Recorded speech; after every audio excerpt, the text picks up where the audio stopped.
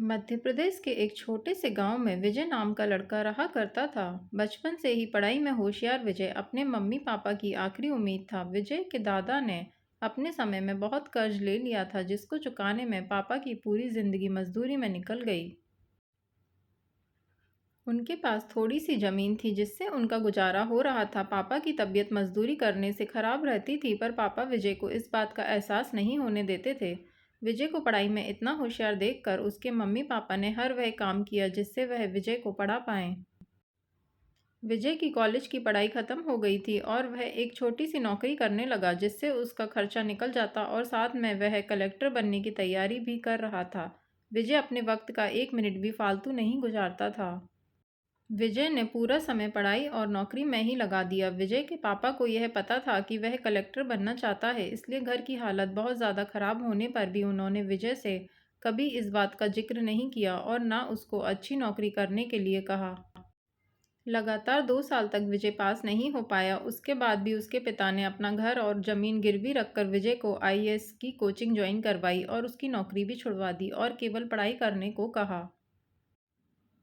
विजय के पापा हमेशा उससे कहा करते, बेटा खेत और घर दोबारा आ जाएंगे पर कलेक्टर दोबारा नहीं बन सकते। आज पूरे साल पढ़ाई करने के बाद विजय का रिजल्ट आ गया, जिसमें वह अच्छे नंबरों से निकल गया।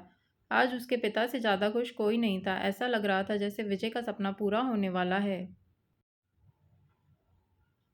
पर भगवान को कुछ और ही मंजूर था। विजय का कल इंटरव्यू था और सुबह से उसके पापा की तबीयत खराब थी। विजय के पापा उसकी माँ से बार बार कह रहे थे कि विजय को मत बताना, और उस दिन देर रात उनकी मौत हो गई। अब एक माँ जिसकी गोद में उसका पति गुजर गया और वह अपने दर्द को भुलाकर अपने बेटे की जिंदगी के बारे में सोच रही थी। माँ ने पड़ोसियों तक को इस बात का एहसास नहीं होने दिया कि अब उसका पति अब नहीं रहा। पूरी रात ऐसे रोई कि आवाज़ भी ना निकले, और सुबह विजय जब इंटरव्यू देने जाने लगा तब माँ और पापा के आशीर्वाद के लिए उसने माँ को कॉल किया। माँ ने पूरी हिम्मत लगा दी अपना सच छुपाने के लिए और विजय को आशीर्वाद दिया। और जब विजय ने पापा से बात करने को कहा तो माँ बोली, पापा अब तुमसे बात नहीं करेंगे, वह कलेक्टर से बात करेंगे। इतनी बात करके माँ ने फ़ोन रख दिया। विजय का जब इंटरव्यू हो गया तब उसे बताया गया कि उसके पापा की तबीयत खराब है, उसको तुरंत घर जाना है। विजय को एक पल नहीं लगा अपने पिता की हालत समझने में।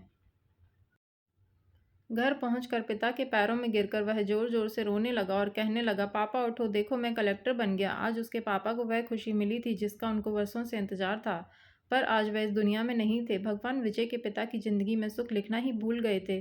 पहले वे अपने पिता के कर्ज में जिंदगी भर मजदूरी करते रहे, फिर बेटे के सपनों में, फिर घर और जमीन गिरवी रखनी पड़ी।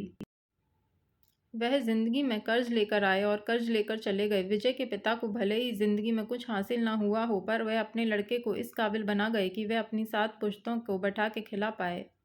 विजय की मां ने जो उस रात किया जिसको करने का जज्बा बहुत कम लोगों में होता है। जब विजय कलेक्टर बन के घर आया तब मां ने विजय से कहा, बेटा तुम आज इतने बड़े इंसान बन गए हो कि हजारों गरीबों का भला कर सकते हो।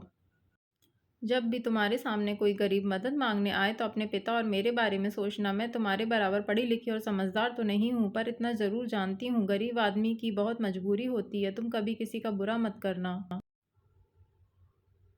माँ और बाप के एहसानों को हम कभी नहीं उतार सकते, पर हम अपने कर्मों से उनकी इच्छा ज़रूर पूरी कर सकते हैं। वीडियो पसंद आए तो कृपया चैनल को सब्सक्राइब करें। धन्यवाद।